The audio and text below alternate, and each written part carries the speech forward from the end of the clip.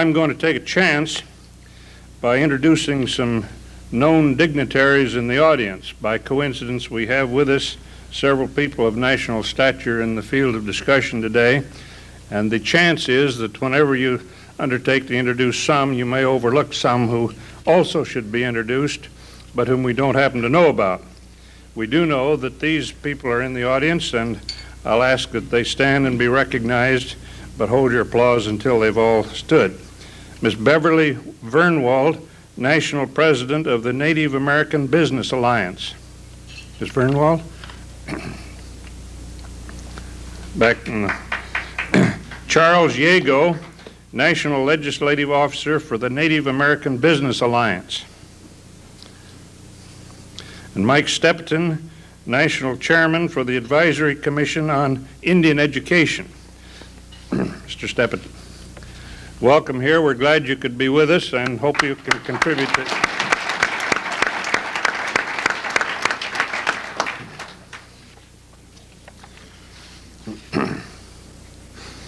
The relationship between this country and the Indian tribes has gone through a number of cycles. For a time, the tribes were treated as having some aspects of sovereignty, and they were dealt with by treaties. But the treaties could be and were superseded by acts of Congress. And in the 1870s, Congress decided that the United States would no longer make treaties with the Indian tribes. Another change related to citizenship. Even after the 14th Amendment, it was held that Indians were not United States citizens merely by being born here. And it was not until the 1920s that full citizenship was accorded to all Indians born in the United States. Although Indians became citizens, they were still dealt with as wards of the government. And the United States exercised control over Indian property until fairly recent times.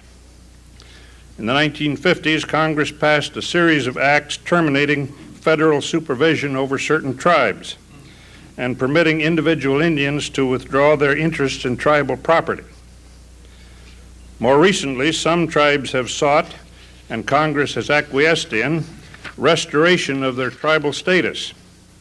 Here in Oregon, we have seen this with respect to the Siletz and the Klamath tribes. These changes in public policy toward Native Americans have been accompanied by, and perhaps caused by, changes in attitudes toward assimilation.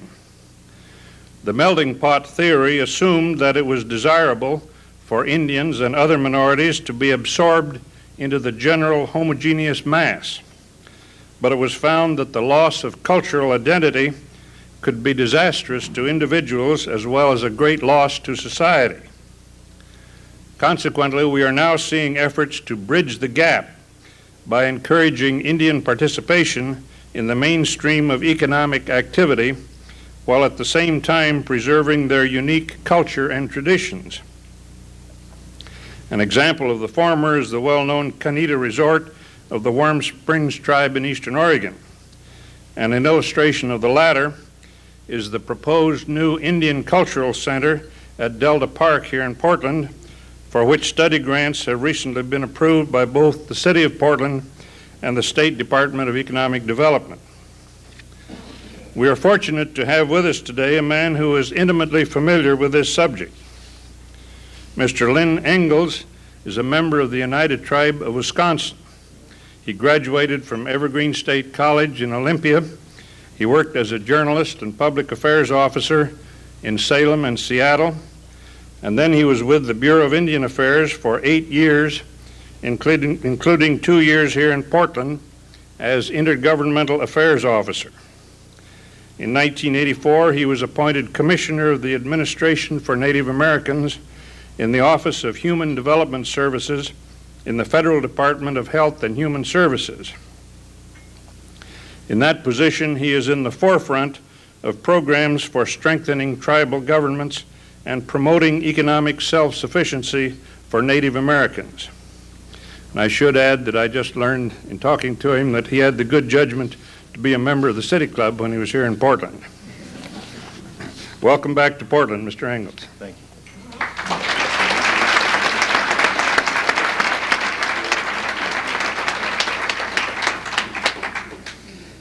Thank you very much, President Kester, Mr. Alcock.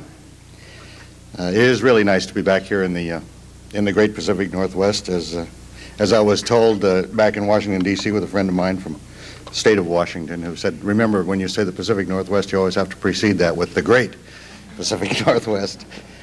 So I will do that today. It is really nice to be back. I thought I was going to get a little respite from the 90-degree weather that we've been having in the nation's capital, but it's not to be the case. But at any rate, it's still very nice to be here. When I was asked to speak today about the American Indians or Native Americans, there is some controversy about the term by which we would like to be addressed, but I'd like to tell you a little bit about one of my fellow Oneidas, a comedian by the name of Charlie Hill, has a little story, and he says, I'm just glad that Columbus was looking for India when he found us and not Turkey, or you know what we'd all be called today. So, at any rate, I'm going to try and cover 3 areas in the 30 minutes that are allotted to me. Briefly on Indian affairs. I'd like to spend a little bit of time talking about the famous court cases, the United States versus Washington, United States versus Oregon, and their impact on the fishery runs in the Columbia River, and also their impact on the Northwest Power Planning Act, and how the tribes have participated in that as well. And then I would like to share with you some positive aspects of the President's Indian Policy Statement of 1983, in which he set forth the proposition that Indian tribes should look to economic development as a means to provide more services for their people, and also to lessen their dependency on federal programs, and to move forward in the business community as full partners. And then finally, I would like us to take a look at the future and where the Indian tribes and Indian people in the United States are going between now and the year 2000, and some of the problems that we'll be facing as we move toward a new century and a new millennium. But before I get into that, let me give you a few statistics about Indians that I think you'll find enlightening and maybe a little bit surprising. Some of them are not surprising, but others are. The American Indians are the fastest growing segment of the population in the United States. They are now approaching 2 million, and that is up from a low of about 250,000 Indian people in the United States back in the 30s, and when it was really thought that they were going to be the vanishing Americans. Someone once said about the salmon in the Columbia River that the amazing thing is not that the salmon runs are decreasing, but that the salmon are left at all. And I think we could say the same thing about American Indians. It's amazing that we have restored ourselves and are now up to 2 million. We realize that's only 0.5% of the population of the United States, but a significant increase in 3 or 4 generations from 250,000. Nearly 1/3 of the Indian population is under 15 years of age. In 1980, there were 475,000 Indian children under the age of 15, and we think that by the year 2000 that population will have grown to nearly 800,000. 37% of the Indians in the United States live on Indian reservations. The other 63% live off the reservation, and half of those 63% live in urban areas. Unemployment for Indian males is 3 times the national average. Unemployment on Indian reservations varies from 20 to 80%, and that seems to be a rather relatively constant figure. It doesn't vary much depending on the general economic conditions of the United States in general. So that just there is a chronic unemployment that exceeds any other segment of the population. Half of the Indian families with children living on the reservations are at or below the national poverty level in income. And the dollar turnover rate on Indian reservations is 1-to-1. That is, there's no multiplier effect on spending dollars on Indian reservations. If the dollars are spent once and are gone, so that the economy there does not build as it does, and that, we talk about 3 to 5 to 7 revolutions of a dollar if it's spent in one economic area, one population. But that doesn't happen on Indian reservations. The dollars are placed there and flee immediately, are spent and are gone. And then there are the other social and health problems, which we all know about and are aware of, the terrible incidents of alcohol and drug abuse, teen suicides, family breakups, family violence, and shortened lifespans, just to mention a few of the problems that Indian people face today. So with those statistics in mind, let's take a look at the Northwest Power Planning Act and what input the Indian tribes had in that act and how it's all working out today.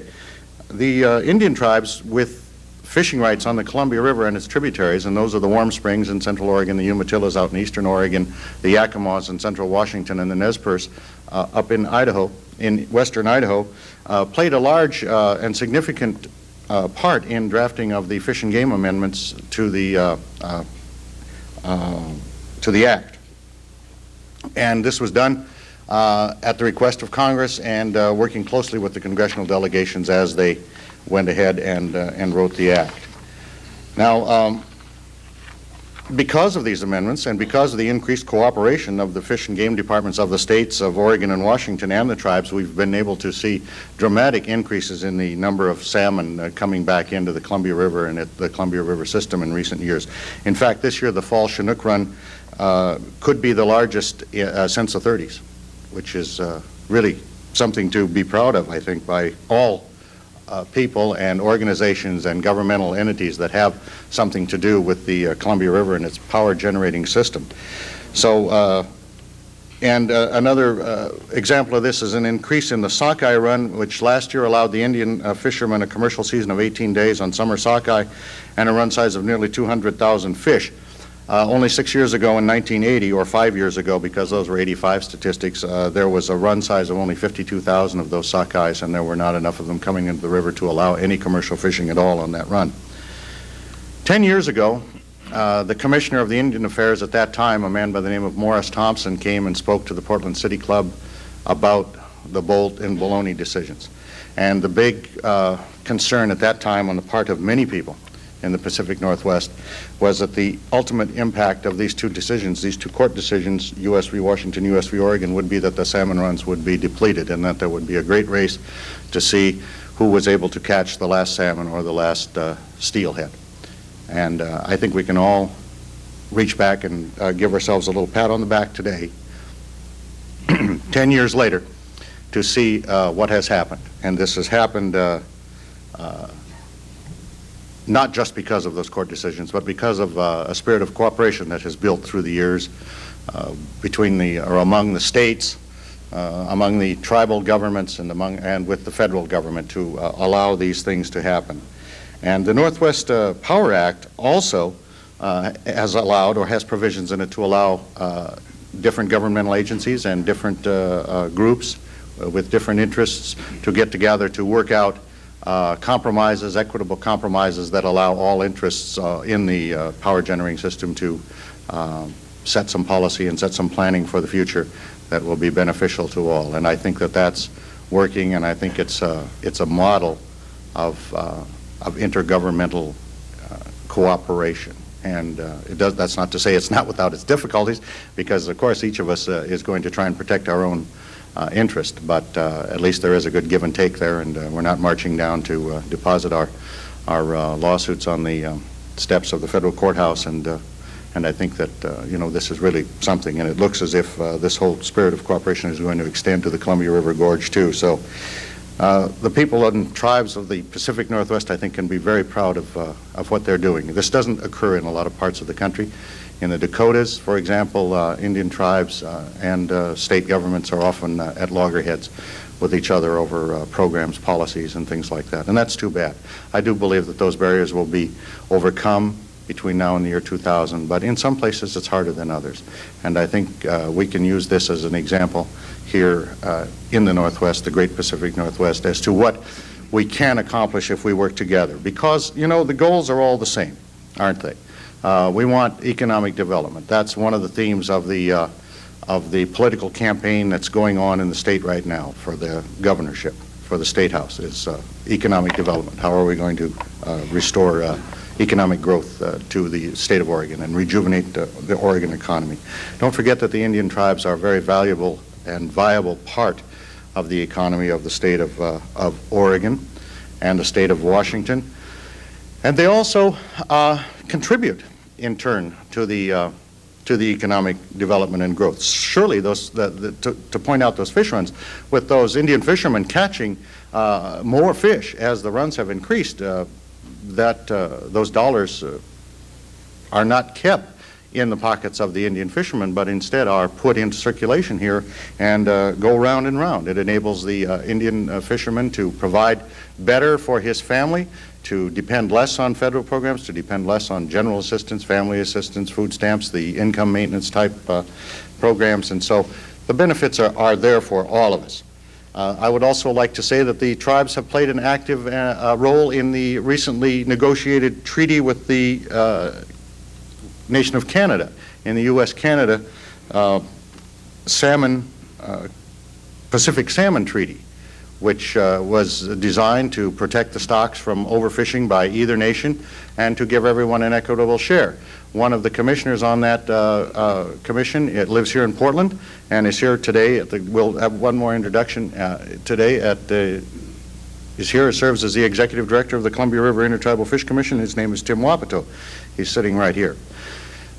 Who represents tribal interests on that International Treaty Commission. The other commissioner representing the states of Oregon and Washington is Mr. Bill Wilkerson, who is the director of the Washington Department of Fisheries. So, as I said before, with these various commissions and councils and things and working together, I can only see further progress for the future along these lines and increased economic opportunities for all citizens out here, not just, as I said, for the Indians or the non-Indians.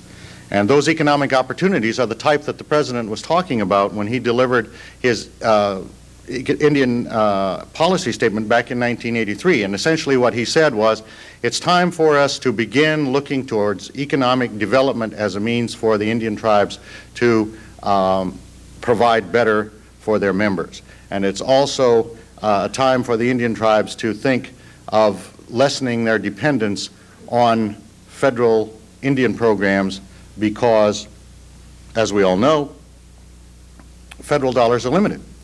And the cuts are being made across the board. The Congress just passed the Graham-Rudman-Hollins deficit reduction bill, and that is going to affect Indians just as well as it is going to affect every other citizen of the United States.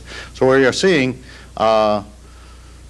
less money, fewer dollars available for Indian programs and for many other programs. And now, just before I came out here, we're looking at a $20 billion deficit instead of a projected $10 billion. I'm saying they missed the projection by $20 billion. That's what I'm saying, 19-something. And so that means if the Congress doesn't act when it gets back in September, that there will be automatic cuts in the federal budget of $10 billion across the board. So again, we just have to decrease our dependence on these federal programs. It doesn't mean that the legal responsibility is going to be there, is going to leave for those programs, but it does mean that anything we can do to help ourselves is certainly something that we should be looking strongly at and be taking an active role in. And I'm pleased to say that the President's message was a message whose time had come, because that is something that the Indian people had been thinking about and had been doing for the last 10, 15 years. They have been working hard at economic development. You heard an example of one today, the lodge at Canida over on the Warm Springs Reservation. My tribe, the Oneidas, recently opened a marvelous motel and convention center across the road from the airport at Green Bay, Wisconsin. And I was out there to attend the dedication ceremonies for that. Many, many examples, and I'll talk about them, a few of them in the Northwest here later on in the speech. But what I'm saying is that the President's message was a message whose time had come. There was no opposition to this on the part of Indian people. They said, yes, you're right, and we want to do it, and we want to help. Now, what we've got to do as federal employees, and I think what the general public has to do and what state employees and local government employees have to do is to hold out a helping hand to these Indian tribes and to these Indian entrepreneurs and say, let us help you create jobs, let us help you build payrolls, let us help you broaden the tax base. Just briefly on that, Indians pay all federal taxes. They are not exempt from any federal taxes, and they are exempt from state and local taxes only if they're on the reservation. So any Indian living off the reservation or in the city of Portland pays all taxes that any other citizen of the state does. So the tax advantages occur only in state and local taxes on the reservation or on trust land. So what we have to do, I believe, is to get and engage in partnerships and joint ventures and things with these Indian tribes and help them move forward. The agency I had, the Administration for Native Americans, had its genesis in the old Office of Economic Opportunity, where it was known as the Indian Desk. It moved on to become the Office of Native American Programs when it was transferred to Health, Education, and Welfare. And when we created Health and Human Services and Education went over to its own department, we became known as the Administration for Native Americans. I have a budget of $27.3 million, and we award that in competitive grants to Indian tribes and other Indian organizations, urban Indian centers, to do social and economic development work. We've had great success. I believe we are a very popular program, and I believe one that has been working very, very well. To backing up just a minute, we usually get about $90 million worth of requests for our $27.3 million. So you can see that all things being equal, we would have to turn down 2 out of 3 of those grant applications. So the competition is very keen. The level of competition has risen dramatically, and the projects that we are funding at Administration for Native Americans, quite frankly, are things that would probably boggle the mind 10 or 15 years ago. One grant we have is with the Columbia River Intertribal Fish Commission, where they're looking to international marketing of shad, if they can do it. You know, shad are thought of pretty much as junk fish here in the Northwest. Their roe are highly prized delicacies on the East Coast and among the Oriental Japanese population. So there's a way that they can market that, which would allow the fishermen to change their gear to catch it. That's one of the things the Intertribal Fish Commission is trying to find out, if it is. They're doing that with a grant from the Administration for Native Americans. We also have a grant with the Intertribal Timber Council, which represents all the tribes in the United States with timber resources within their boundaries, and that's headquartered over at Warm Springs, Oregon. And they're doing a comprehensive timber inventory to see not only how much timber is on each reservation, but what kind is it, what can it be used for, what are the new markets that are open for wood products that heretofore were thought of as junk wood and things like that. We hope that this will allow the tribes to do a better job of marketing and using the resources that are available to them on their reservations in timber.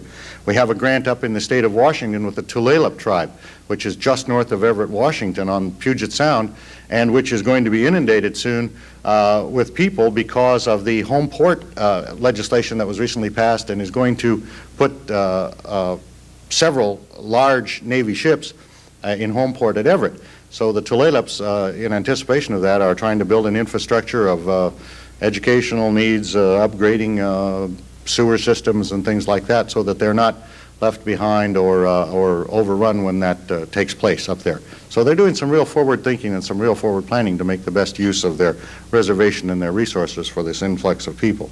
The Bureau of Indian Affairs also has a very ambitious economic development program, and they have an Indian Financing Act, which acts very much like the small business loan programs. They can make direct loans or they can make loan guarantees for Indian tribal businesses and Indian businessmen and women.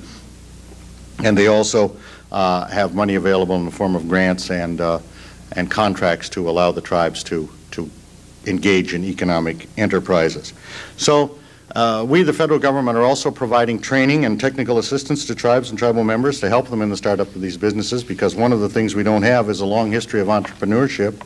And we're also trying to work, we being the federal government, with the private sector in publicizing the advantages of doing business with Indians or with tribes and on Indian reservations. And we're also working with existing Indian businesses and suppliers to try and bring them into contact with their counterparts in the private sector. The Department of Defense and the Small Business Administration also have a memorandum of understanding to increase Indian participation in the 8A set-aside program and to increase the availability of defense subcontracts and contracts to Indian businesses and businessmen. So there are a lot of things that are going on to help in this economic opportunity program for Indian tribes and Indian people, but there's still a whole lot more that we are going to have to do.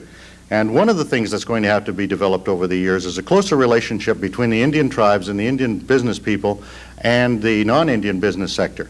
That's something that's been slow to come, I think primarily because most of the Indian relationships have been with the federal government in the past, and they haven't gone out or had the opportunity to go out and meet with their counterparts in the private sector. And that's got to come about, and it is coming about. But I would like to ask those of you who are here to think about that and to think about perhaps reaching out to the Indian people or making yourselves available, or if you're looking for memberships for your Chamber of Commerce or things like that, or trade associations, professional associations, don't neglect those people who are on the reservations or who are in the city operating businesses. All right, they are a good source of information and would be good, make good business partners for you. So we're all working along these lines. Another thing, Indians have not had a long history of working with commercial lenders. So that's something that we all have to do. We in the federal government, the Indian tribes themselves are doing it to try and open up more areas of availability of money besides the federal grant programs and the federal loan guarantee programs. Recently, following a conference that the Administration for Native Americans called to try and help urban Indian centers think about entering the business world as a means to finance their social programs, out of that grassroots thing came an idea that the Indian people would like to form an Indian Native American Chamber of Commerce, which would work with the National Chamber of Commerce and would work along the lines of the National Hispanic Chamber and the Black Chambers of Commerce.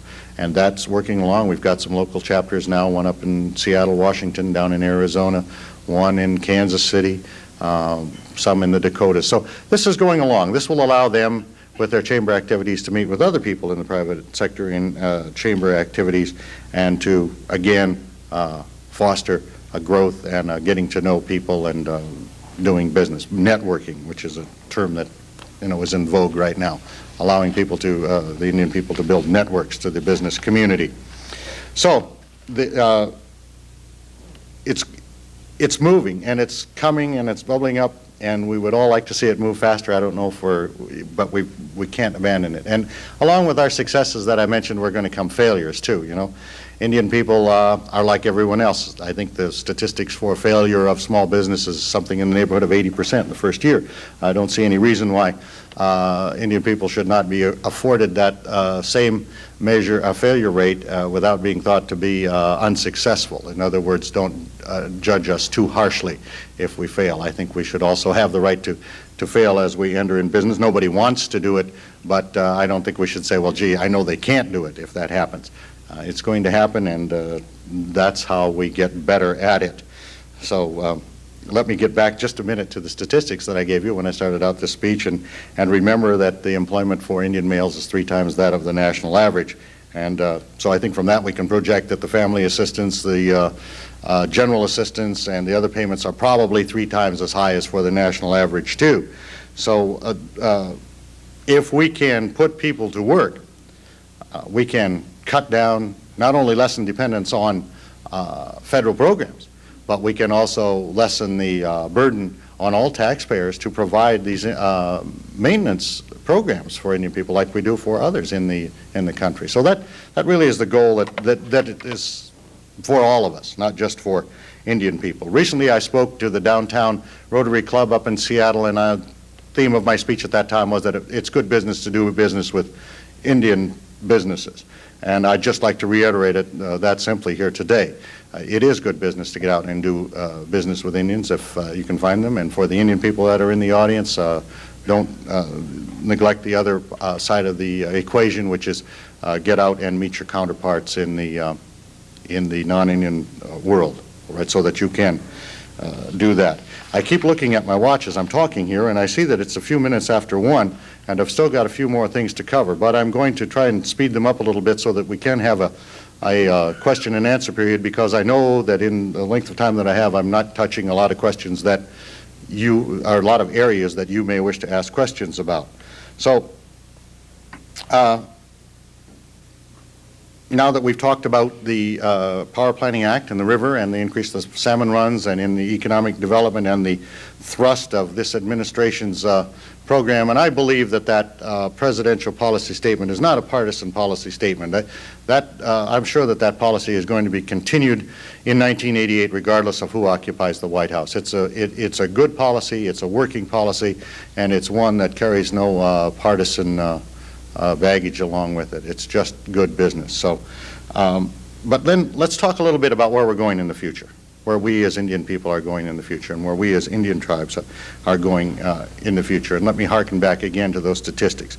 1/3, or nearly 31.8, I believe is the correct percentage, of the population is under the age 15. That means that a great number of those people are going to be looking for jobs between now and the year 2000, and we really cannot afford to let those people become a lost generation.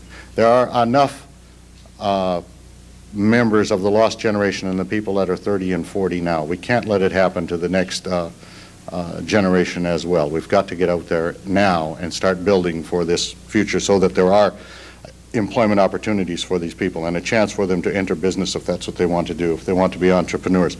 You know, when the mayor here was having his difficulties with some other members of the community about the sale of fortified wine in Washington, D.C., what came across on the television to accompany that, excuse me, that news story was a picture of 3 Indians with a wine bottle.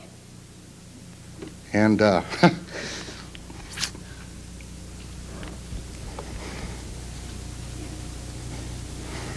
I don't know. It really wasn't the image that we'd like to project. So, it's time for us to change that, and we can do it. And keep these young people out of a generation of chronic despair, low self-esteem, unemployment, and those things. What we're asking the Indian people to do today in this changing from the dependence on federal programs to economic self-sufficiency, I believe, is as big a change as we ask them, we being the federal government now, as we ask them to do when we signed the treaties with them and moved them onto the reservations and said, in effect, be dependent. Stay on the reservation, don't bother anyone, and we, the federal government, will take care of you. We will take care of your basic needs, so you just stay here and don't bother anyone and everything will be all right. That went on for 100 years and got pretty ingrained, very ingrained in the way of life on Indian reservations. And we've got to change that. The time has come now to change it, and I think we all realize that. And also the federal government had been willing to spend about $2 billion a year to keep Indian programs and Indian people on the reservation. Now, if $2 billion a year sounds like a lot, it's for 2 million people, that's $1,000 a piece a year, which is not an insignificant sum, but not the exorbitant sum that some people would have you to believe. So let's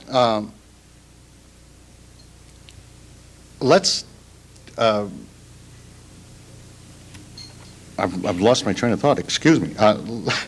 Let's keep on with this and encourage the Indians to enter the workforce. Now, one of the things that happens when in the past, when Indians have come out into the workforce and competed economically, has been that there's been a hue and cry from non-Indians that they are unfair competitors and that they are getting breaks that the non-Indians don't have.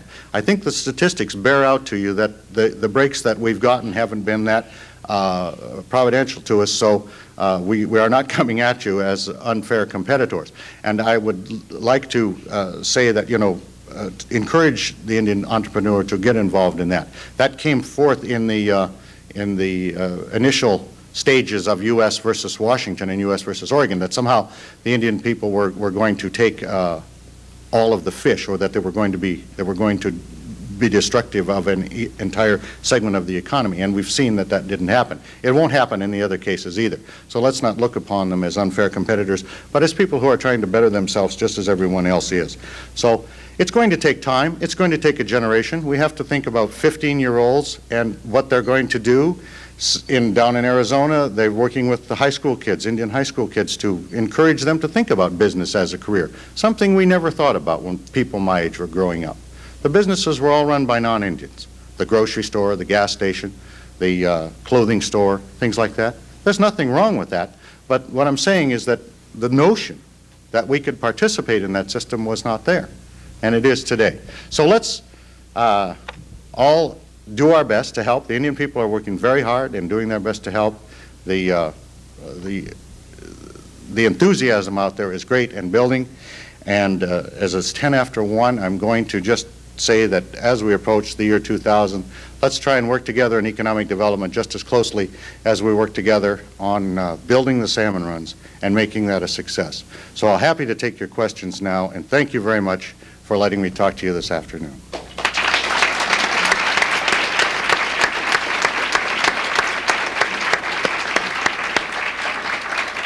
Thank you very much, Mr. Engles. And now for the beginning of the discussion, Charlie Alcock has the privilege of asking the first question. Mr. Engles, you outlined today a long-term policy of self-sufficiency for Native Americans.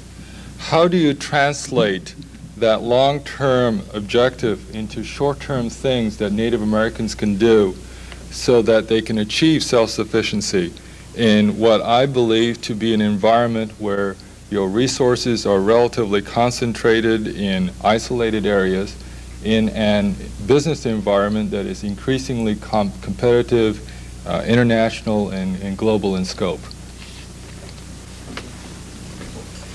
Thank you, Charlie. I'll do my best. I think that I'd like to make a distinction here between business development and economic development. I think that you're correct. Economic development is going to take us 20 years or a generation to get into the economic mainstream. I think quickly we can get into some business development things and either buy existing businesses or go into joint ventures with existing businesses, taking them on, or having them take us on as partners or full partners so that we can enter almost immediately certain segments of the economy. The Indian tribes are suffering from the same problems that the state of Oregon is in the development of their natural resources. You know, the timber tribes, their income is down. The oil tribes in the southwest, in Oklahoma, their income is down. So they are facing these same things. But the tribes do have, right now, they have some resources, both financial and physical resources, and I think that they can and should be thought of as perhaps partners in anything that goes on. I don't know if that's answered your question, but I think that that's something we should surely look at.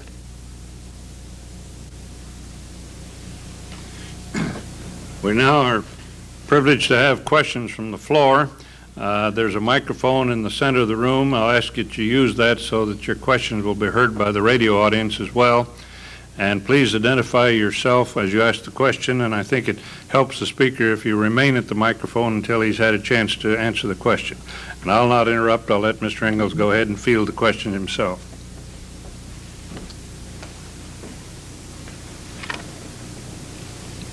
Mr. Engles, my name is Dick Ivey. I'd like to ask you about location. Indian reservations were hardly located in locations that typically attract business and industry. And yet much of the effort to stimulate economic development has been oriented toward reservation economies.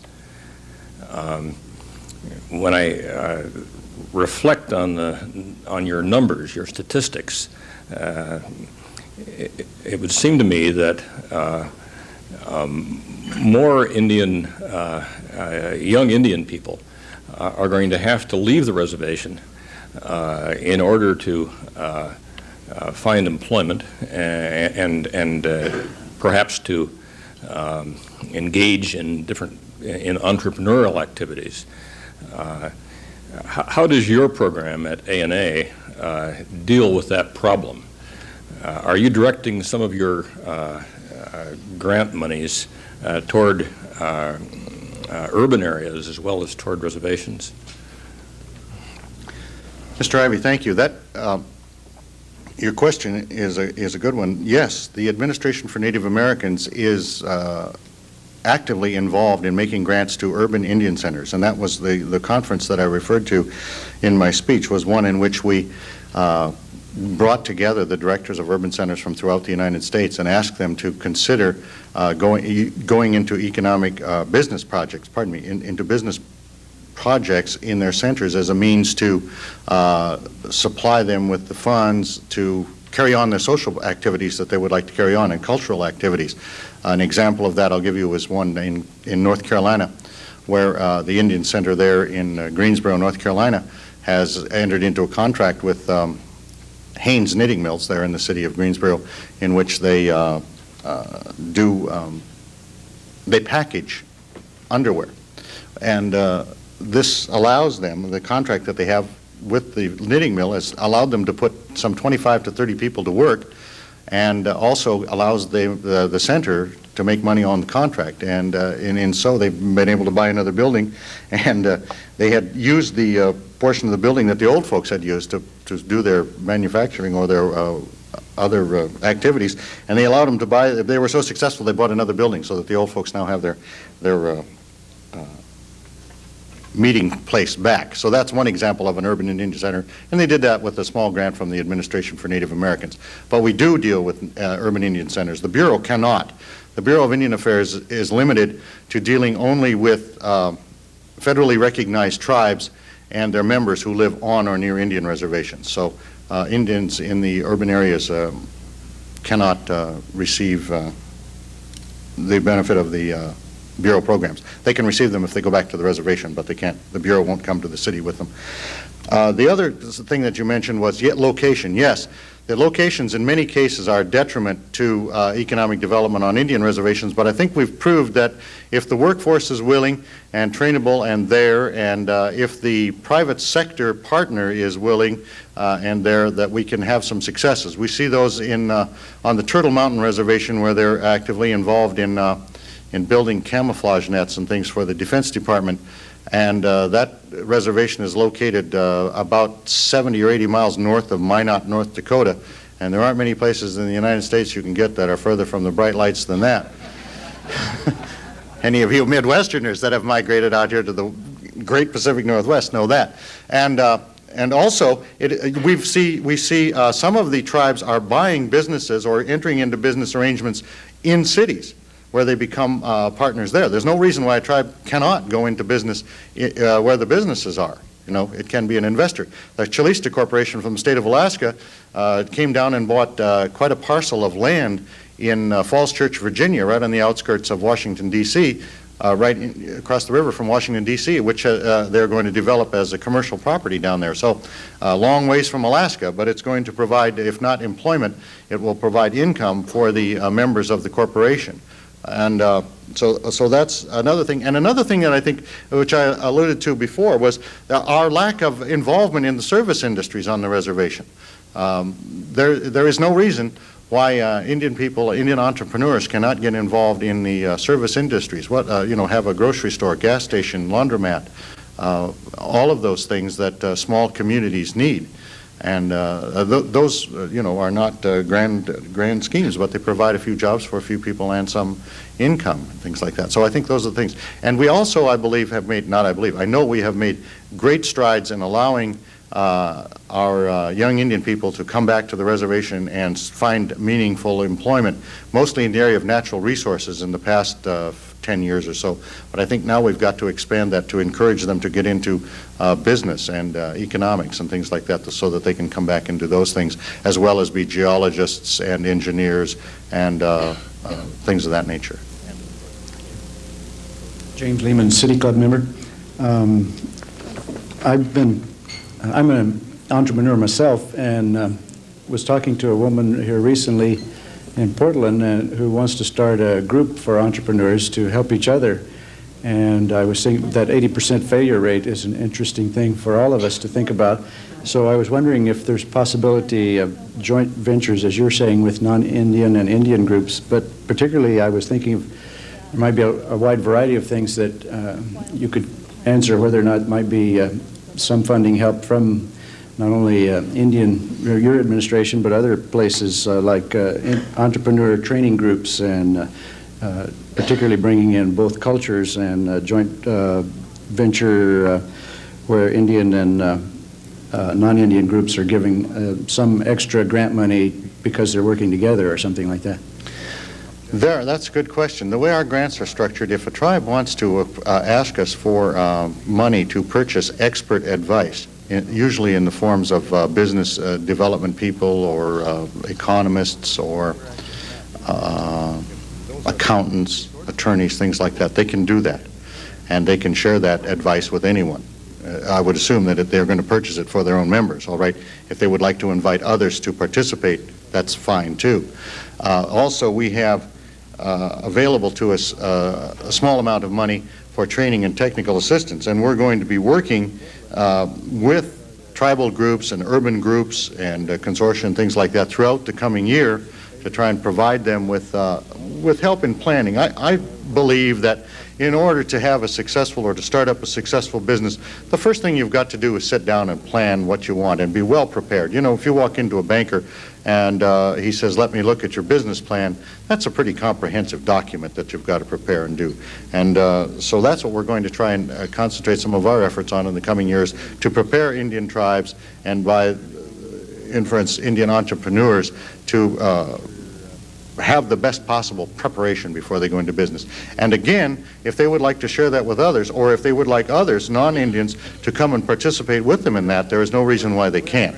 The training would be directed toward the Indian entrepreneur or the tribal venture, but it wouldn't preclude anyone else's attendance. Do you see what I mean? If they want you there, they can sure say, come on over.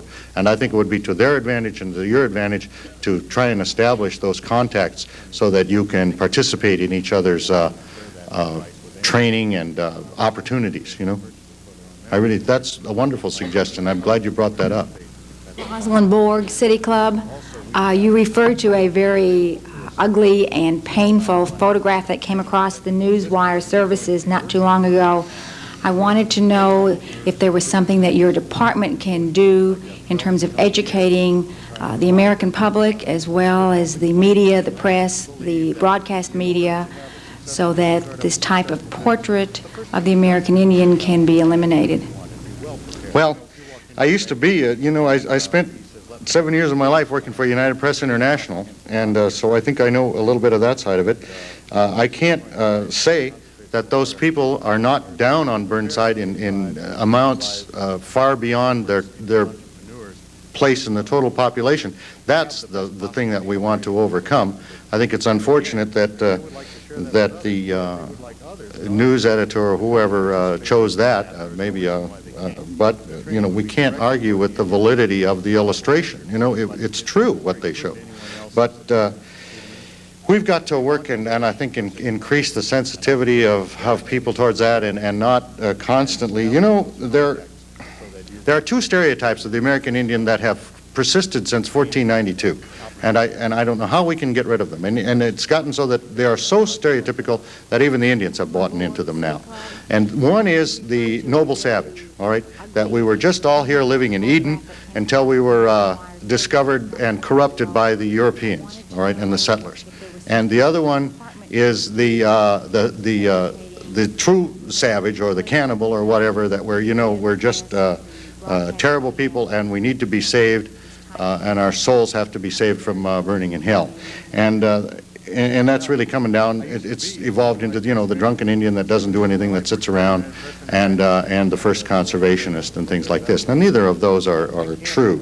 And I think we've all got to work on that and look upon on Indian people as a segment of the society like everyone else. We have our good points and we have our weak points, and we're working hard to overcome them.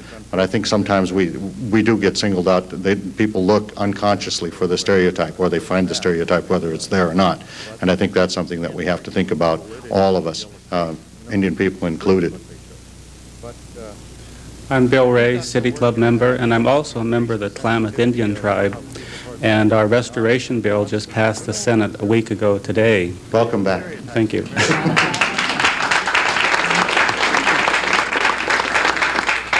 My question is, would you explain to our audience from your point of view how restoration will affect the greater, not only the tribe, but the financial impact that would have on the Klamath area and the whole state of Oregon? Thank you. I'll do my best, although you could probably do that much better than I can. what he's saying is that back in the 50s, and the president mentioned that too in his introduction, in the 50s there was a policy called the Termination Policy in which the federal government terminated its federal-Indian relationship or government-to-government relationship. The Klamath tribe in southern Oregon was one of the largest to go through that very disruptive and destructive process. And it has been working since that time to be restored to the federal Indian relationship and the trust status that exists between the federal government and the Klamath tribal government, and that's soon to be achieved with the help of the Oregon congressional delegation. I think we should also give them a pat on the back or a hand too for their bipartisan support of your efforts. And so what it will do, it will allow the Klamath tribe once again to receive services and the programs of the Bureau of Indian Affairs and the Indian Health Service. It will allow them to participate in those loan programs that I talked about and things like that. And it won't change their relationship with the Administration for Native Americans much because we can deal with federally recognized and non-federally recognized tribes. But the spillover from this is they go down there, they're going to reestablish their government, they're going to reestablish themselves and on what's left of their reservation. They're going to be progressive and working on things, and I think you have a wonderful example of that in what the Siletz tribe has done over on the coast since its restoration too. And they will be doing that not at anyone's expense. They're not going to be taking anything away from anyone, but they're just going to be adding to what's already down in southern Oregon. So I think that their relationship with the people of southern Oregon and throughout the state is going to be one that's beneficial to us all. Thank you. And maybe you people should talk to him when this is over too, because he's there and is on top of that. Yes, sir. I think we'll have time for only one more question, then I have another announcement to make. Jacques Bernard, member. We know that there are a great number of people who live in isolated areas. I'm talking for Indians. And I just wondered what kind of medical assistance do these people get, and if any, and from whom? All right, sir.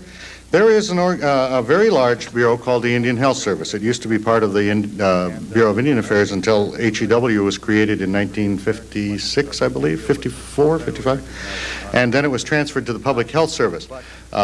This organization runs health clinics and hospitals on most Indian reservations, and the service is without charge to the members of federally recognized tribes and their families. That's been going on for some time, and the Indian Health Service has made great strides in its quality of service and that it provides. It also provides dental service, optical services, and things like that. And we have seen in the last several years dramatic increases in the lifespan, decreases in deaths from communicable diseases, and things like that. There's still a lot of work to do out there, that's to be sure, but I would think that the Indian Health Service should be commended for the job it's been doing throughout the years. It gets its doctors and its dentists from the Public Health Service Corps, and they serve a length of time there as they would in any other public health station, right? And so you have a constant changing of the doctors and dentists who are serving in the Public Health Service. All right, sir.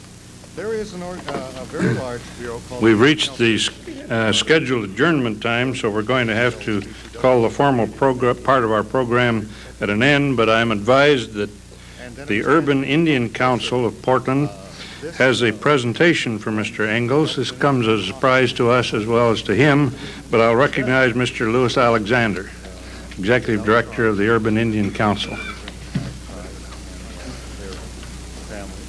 That's been going on for some time, and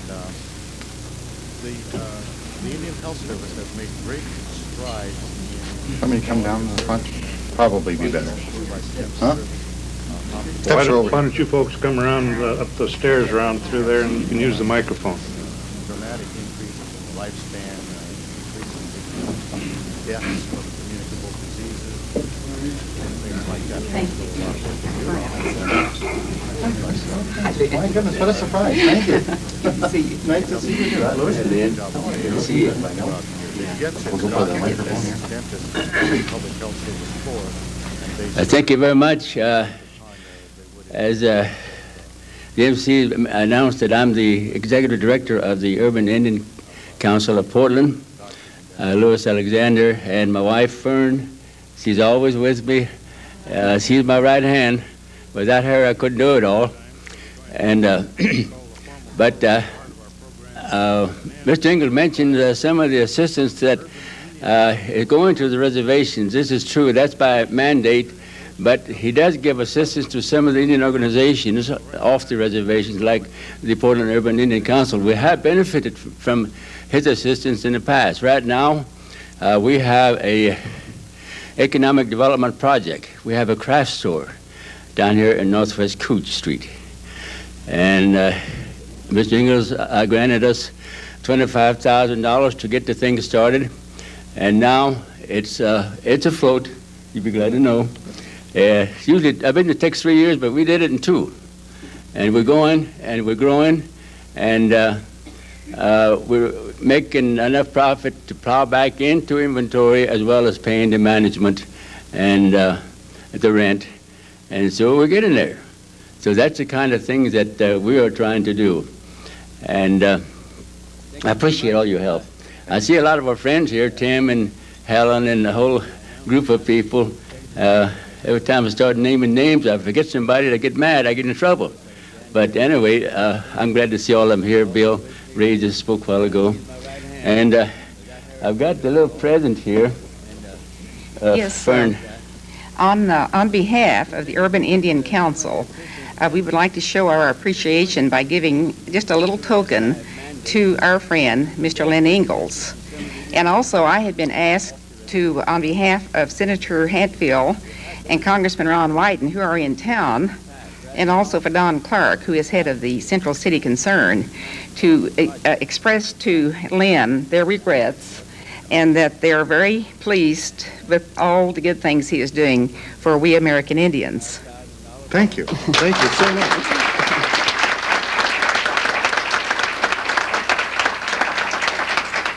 And I also would like to say that I'm so pleased that to be able to be working with Lynn towards developing a National American Indian Chamber of Commerce.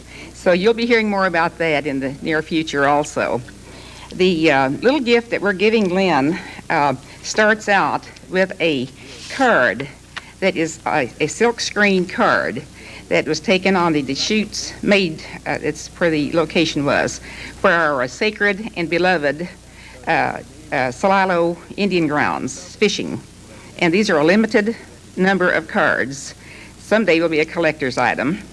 Along with this is a letter opener with depicting one of the highest symbols to we American Indians, the eagle, with the beadwork, of course. So that we would like also to remind Lynn, when he's opening his mail, to remember the Urban Indian Council. Vern, Louis, thank you so much. I really appreciate it.